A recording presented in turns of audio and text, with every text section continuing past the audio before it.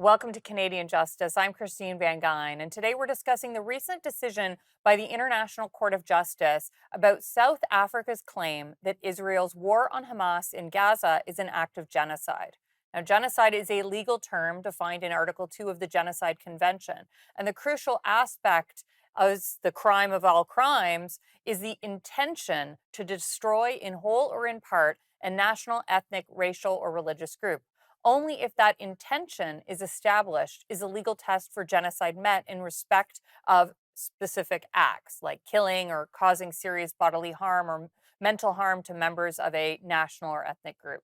Now, these acts must serve the intention or the purpose of destroying that specific group.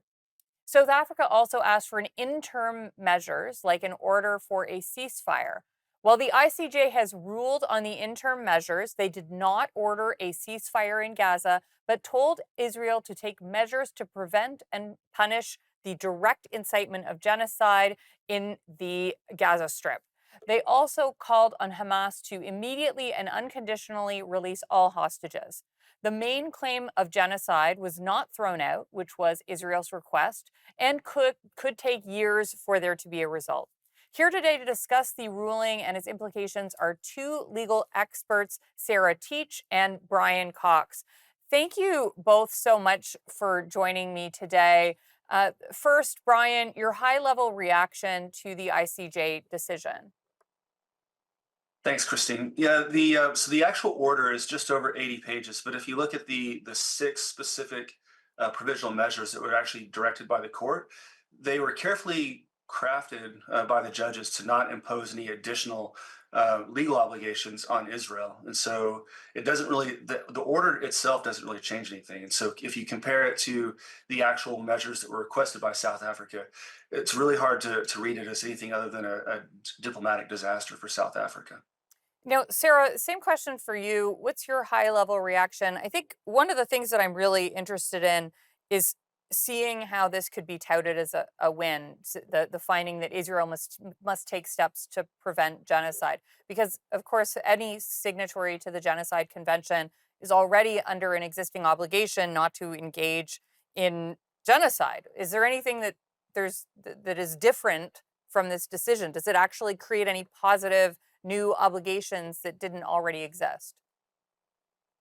It's a great question. And I mean, that redundancy of the order was sort of my first reaction as well. I mean, what's new here? So if you look at the actual order in the 5 or 6 points, it was, yes, it was to take actions to prevent genocide, to prevent and publish any direct and public incitement. And one thing I should note at the outset is it's not that the ICJ found that there is direct and public incitement. That would be a case to be decided on the merits. All they found was plausibility, right? So they only need to find that the charges are plausible to order interim measures. So they're asking Israel to not to prevent genocide, to prevent and punish incitement, and to um, report back in a month. And then the only additional things that maybe are new is that they are ordered to take effective measures to allow in humanitarian aid assistance and preserve evidence. Of course, there's no indication that Israel is destroying evidence. So again, not sure this is really new, but it's a very, very anticlimactic order after all said and done. So, Brian, you said that in your view, this is a diplomatic disaster for South Africa. South Africa's been touting this as a win. So, what's your response to that?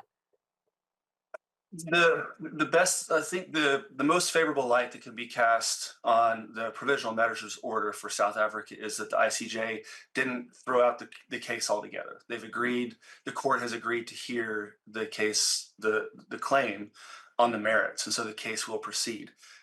That's about the extent of the actual victory for South Africa. I think the rest of it is just trying to put a positive spin on what is actually a diplomatic disaster. Sarah, we've only got about a minute left.